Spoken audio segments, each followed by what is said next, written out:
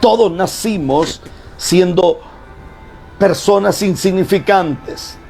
Muchas veces ni siquiera nos miraban.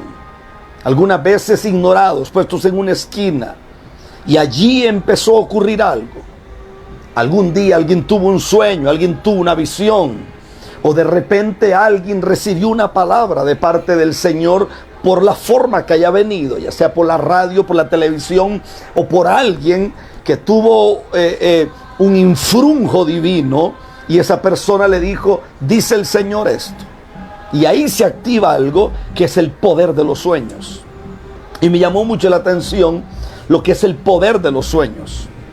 Porque el poder de los sueños dice que quien no sabe para dónde va, cualquier camino es bueno.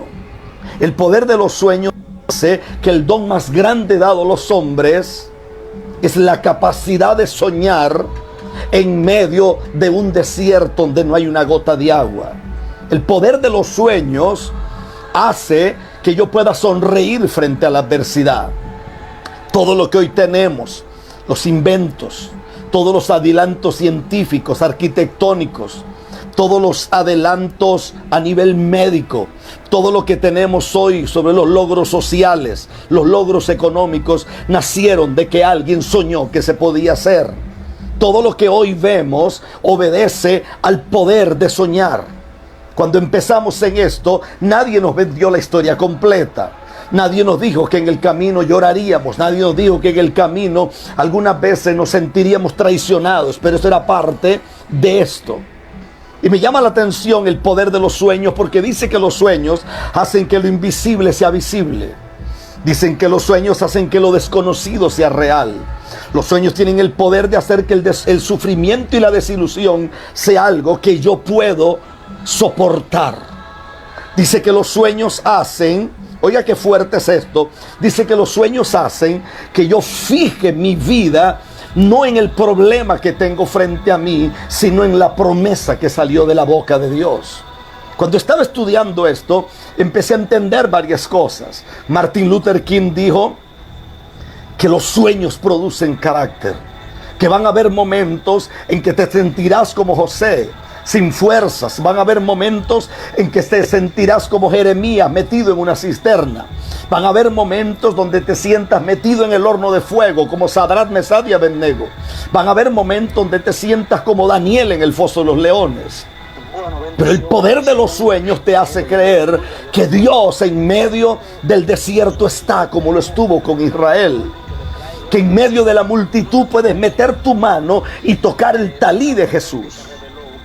Y puedes ser sano de un flujo o sana de un flujo de sangre.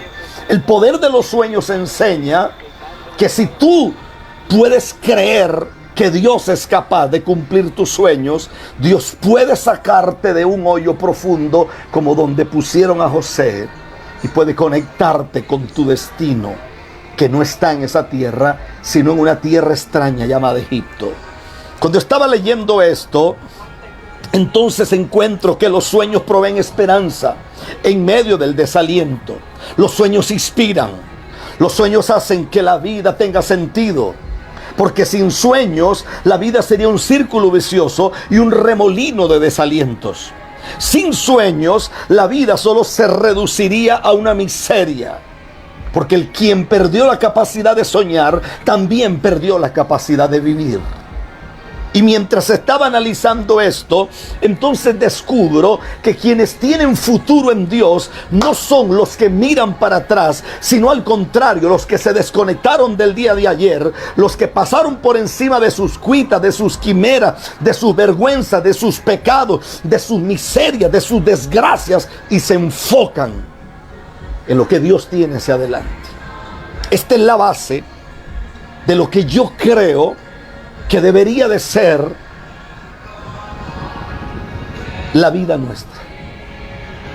Un hombre llamado Juan de Dios Pesa escribió un poema que se llama Reír llorando.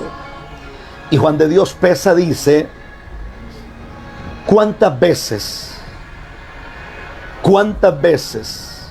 oiga qué interesante es esto, cuántas veces al reír se llora?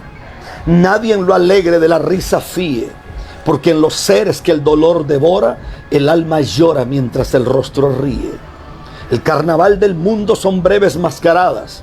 Aquí aprendemos a reír con llanto y a llorar en medio de carcajadas. Me parece que esta es la realidad que tenemos hoy por hoy. Cuando yo abordo el tema de cristianismo en crisis, créame que me escribe gente de muchas partes de la tierra. Nos escriben hombres, nos escriben mujeres, nos escriben niños. Nunca imaginé que me escribieran niños de 8, 9, 7 años.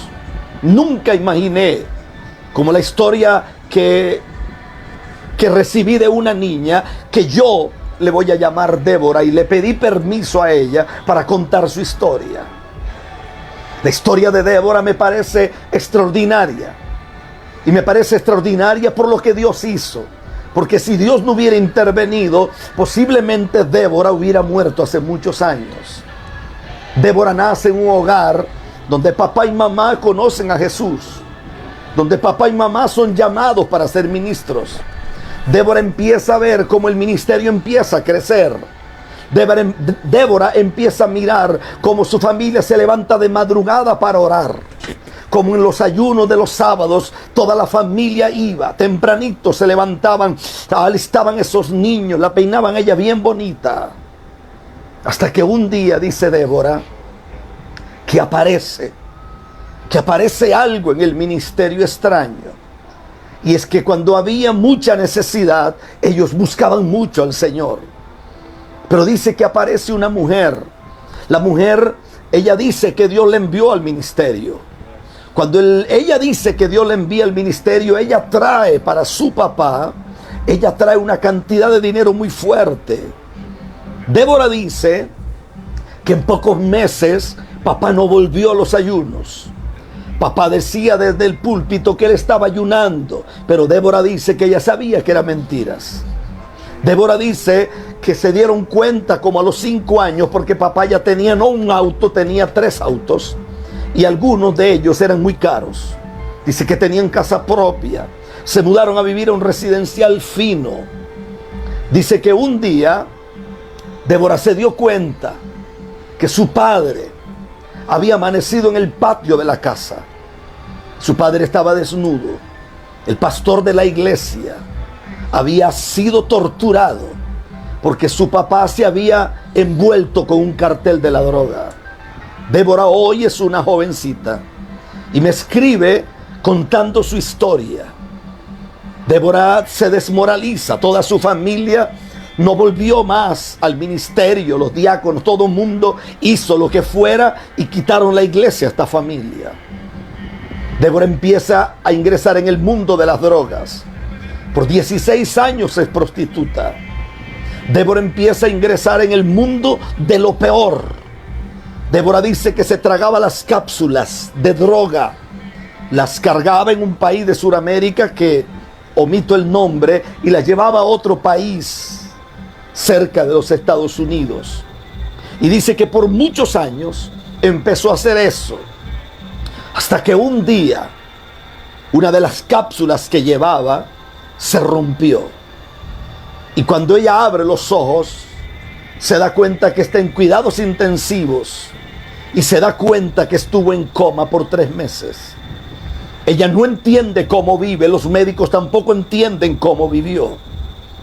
Pero dice que una noche los médicos habían quitado la mayoría de su estómago, habían quitado parte de los intestinos, habían órganos que realmente solo se mantenían por medio de una máquina, pero no tenían capacidad.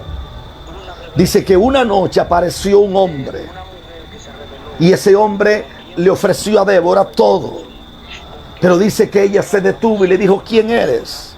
Y aquel ser le dijo: yo soy Belcebú, soy el príncipe de las tinieblas. Y dice que Débora empezó asustada y le dijo: pero es que yo no puedo seguir como estoy. ¿Qué puedo hacer? Y dice que cuando de repente ella escuchó que todo empezó a brincar, dice que las mesas brincaban, la cama donde ella estaba empezó a brincar, y aquel ser se retiró a una esquina con gran pavor. Dice que había un ser majestuoso. Y aquel ser le enseñó las manos y le dijo: yo soy el Rey de Reyes, soy el Señor de Señores. Y ella me dice a mí: pastor, quienes hemos hecho grande al diablo somos nosotros, porque cuando el Rey apareció en cuidados intensivos, todos mis órganos muertos volvieron a la vida. Las máquinas empezaron a funcionar y los monitores empezaron a emitir ruido de que algo había cambiado.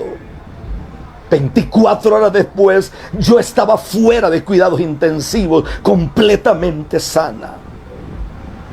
Entonces ella me dice a mí: Satanás le tiene miedo a Dios. Los demonios tiemblan ante el Rey de Reyes. Los demonios le tienen miedo a Jesús.